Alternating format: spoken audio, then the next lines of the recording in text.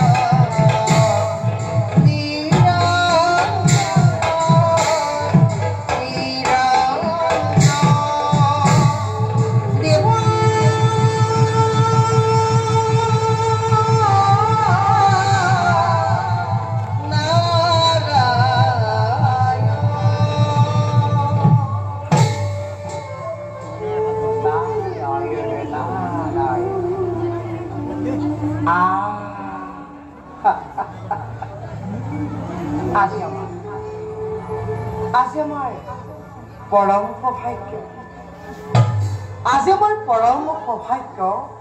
কাৰণ এই জগতৰ পৰিজনাৰ লোকলৈ দৰকাৰ হি বিশ্বব্ৰহ্মাণ্ডৰ গৰাকী হি প্ৰভু কমলৰ এই দিনহীন নাৰদৰ শত সহস্ৰ কোটি প্ৰণিপাত কৰিব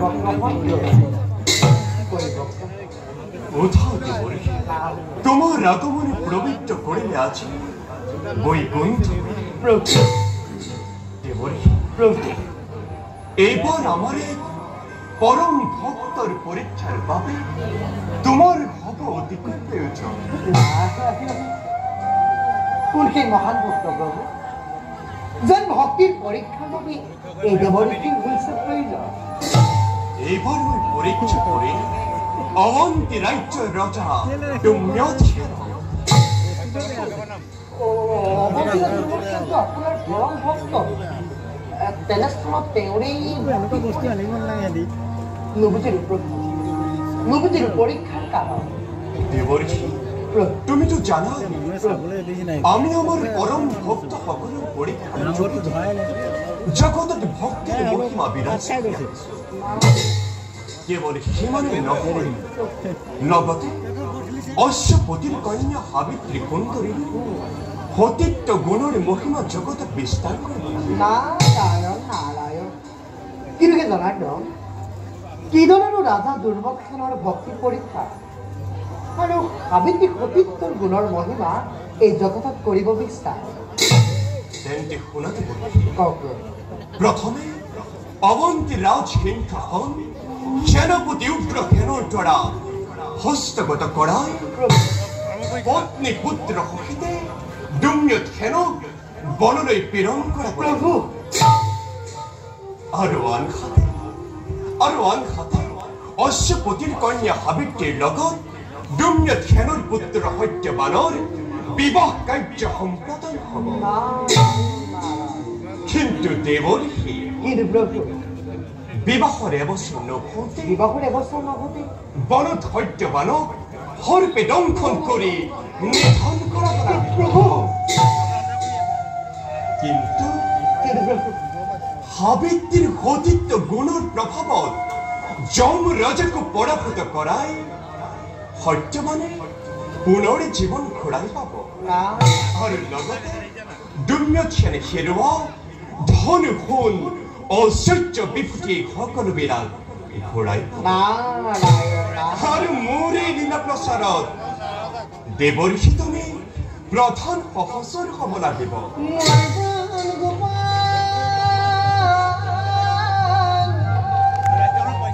দীনবন্ধু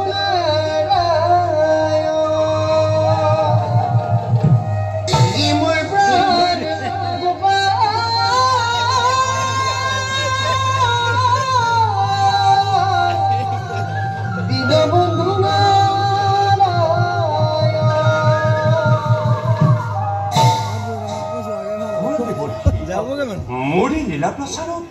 তুমি প্ৰধান সহচৰ হ'ব লাগিব আৰু তোমাৰ এই ভক্তিৰ বিনাৰ সুৰেৰে ভূমণ্ডলত ভগৱত ভক্তিৰ নিচৰা গোৱাব লাগিব পাৰিবা তুমি প্ৰভু আপনাৰ লীলা সদায় সমাপতি কৰে যাব এই দিন অপমান দেখুৱাই আকৌ কাট খাই যায় আপনাৰ কাট খাই যায় এবাৰে এই সম্পত্তি ব্ৰহ্মাণ্ডৰ কল্যাণৰ আপেক্ষিক মানুহ বহুত এই গুৰুত্ব কাৰ্য সাধিবৰ বাবে ইয়াত নিজকে বাৰে ৰাস্তাটো চাই আছে নে এই দিনা এইগুলো চাই আছে না একদম ক্লিয়াৰ হ'ব লাগিব ও মঙ্গলম ভগবান বিষ্ণু নামঘৰটো স্পষ্ট লাগে মঙ্গল